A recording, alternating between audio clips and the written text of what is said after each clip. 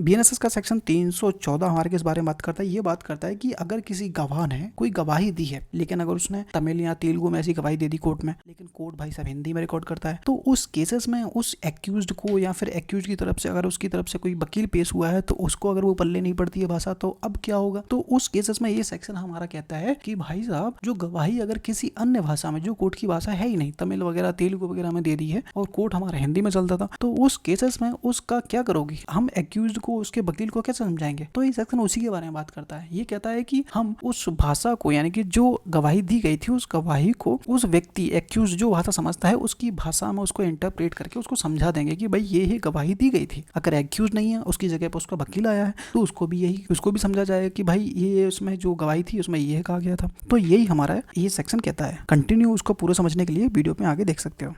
Hello everybody, welcome back the channel. तो अपन वापस से आ चुके हैं बीएनएसएस के सेक्शन 314 पे। 313 में बता चुका हूँ आपको। अगर उसमें कोई कन्फ्यूजन हो तो मेरे को कमेंट करके पूछ सकते हो, ठीक है। तो चलिए आज का वीडियो शुरू करते हैं। वीडियो पसंद आए तो लाइक और सब्सक्राइब जरूर करना, ठीक है। तो चलिए क्या कह रहा है 314। ये कहता है कि अभियुक्त या फिर उसके वकील को साक्ष्य की व्याख्या करके बताना, मतलब उसको इंटरप्रेट किया जाना। मतलब समझिए, ये मैं पहले से बताता हूँ आपको क्या मैटर क्या कह रहा है, समझिए। सब सेक्शन 1 कह रहा है जब अभियुक्त को भाषा समझ ना आए। मान लीजिए कोई गवाह है, ऐसी भाषा में गवाही दे गया, मान लीजिए तमिल में दे गया या तेलुगु में दे गया, और यहाँ पे कोर्ट की भाषा में वो नहीं है, तमिल या तेलुगु में है, और भाई साहब जो एक्यूज है उसको पल्ले नहीं पड़ रहा कि भाई मेरे को नहीं समझ में आ रहा। तो उस केसेस में एक्यूज को समझ में नहीं आता है, तो वह व्यक्तिगत रूप से कोर्ट में हाजिर हुआ है, यानी कि उसका कोई वकील वगैरह नहीं है। अगर वो खुद आया है, तो साक्ष्य को ओपन कोर्ट में उसकी समझने वाली भाषा, अगर आप हिंदी में समझते हो तो आपको हिंदी में इंटरप्रेट करके बता दिया जाएगा कि भाई ये एविडेंस में लिखा हुआ है, ये गवाही उसने दी है, उसको समझाया जाएगा। सबसेक्शन 2 कह रहा है कि जब वकील के माध्यम से पेशी हो, मतलब कि भाई साहब खुद नहीं आए, उस केसेस में अपने वकील को भेजा है, तो समझ क्या होगा? यदि अभियुक्त तो खुद कोर्ट में पेश नहीं हुआ है और साक्ष्य ऐसी भाषा में है जो कोर्ट की भाषा से अलग है, मान लीजिए हिंदी में नहीं है, ठीक है, एमपी का कोई कोर्ट है जिसमें अगर कोई हिंदी में नहीं है, अब उसने तमिल में या तेलुगु में कोई अपना एविडेंस दे गया, गवाही दे गया, और वकील को समझ में नहीं आता, पल्ले नहीं पड़ता भाई साहब को, तो वकील को भी समझाने योग्य भाषा में उसको इंटरप्रेट किया जाएगा, समझाया जाएगा, व्याख्या दी जाएगी, भाई जो गवाही दी गई थी उसमें ये कहा गया था। तो ये भी सबसेक्शन 2 के अनुसार आपको समझाना होगा। ये कोर्ट की ड्यूटी वगैरह हम पढ़ रहे हैं कि भाई ये तब होगा। सबसेक्शन 3 कहता है कि दस्तावेज की व्याख्या करना। अब हमने यहाँ पर सुना था गवाही के, अब यहाँ पर दस्तावेज की व्याख्या।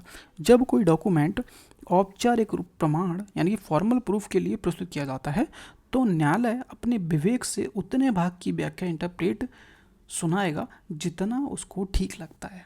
अब भैया फॉर्मल प्रूफ क्या होते हैं, मैंने लिख दिया यहाँ पे कि जब कोई दस्तावेज न्यायालय में सिर्फ इस उद्देश्य से पेश किया जाता है कि वह वास्तविक है, एक्चुअल है, रियल है और सही प्रक्रिया से तैयार हुआ है, लेकिन उसके कंटेंट पर कोई विवाद नहीं है, ठीक है, तो उसे फॉर्मल प्रूफ कहते हैं। इसमें दस्तावेज की पूरी एक्सप्लेनेशन करने की कोई ज़रूरत नहीं होती है, मतलब कि भाई इस पर कोई इशू ही नहीं है, तो वहाँ पे आपको नॉर्मल समझा दिया जाए कि इसमें ये है, बस खत्म हो गया, क्योंकि इसमें भाई डिस्प्यूट ही नहीं है। काय को हम बहस करेंगे, काय को हम तुम्हें समझाएंगे पूरा, ठीक है। एग्जाम्पल से वो समझा देता हूँ कि अदालत में एक एफआईआर पेश की गई। यदि दोनों पक्ष सहमत हैं कि वह एफआईआर दर्ज हुई थी, तो इसे फॉर्मल प्रूफ माना जाएगा। कोर्ट को एफआईआर का पूरा विवरण पढ़ने की ज़रूरत नहीं है, बस यह देखना होगा कि यह असली है या नहीं है। लेकिन अगर आरोपी कहे कि एफआईआर झूठी है, तो यह औपचारिक प्रमाण नहीं रहेगा, तब कोर्ट को पूरी एफआईआर की जाँच करनी होगी।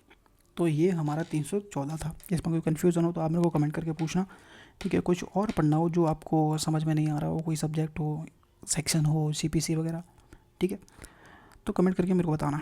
एक बार फिर से मैं समझाता हूँ क्या कह रहा है।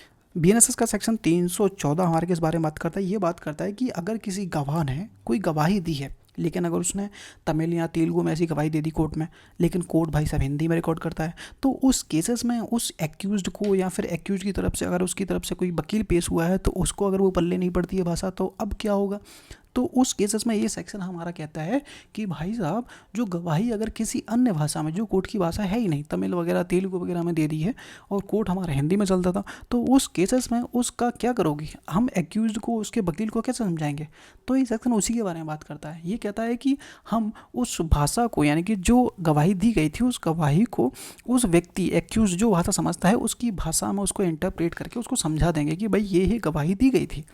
अगर एक्यूज नहीं है, उसकी जगह पर उसका वकील आया है, तो उसको भी यही किया जाएगा कि उसको भी समझा जाएगा कि भाई ये उसमें जो गवाही थी उसमें ये कहा गया था। तो यही हमारा ये सेक्शन कहता है। कंटिन्यू उसको पूरा समझने के लिए वीडियो में आगे देख सकते हो।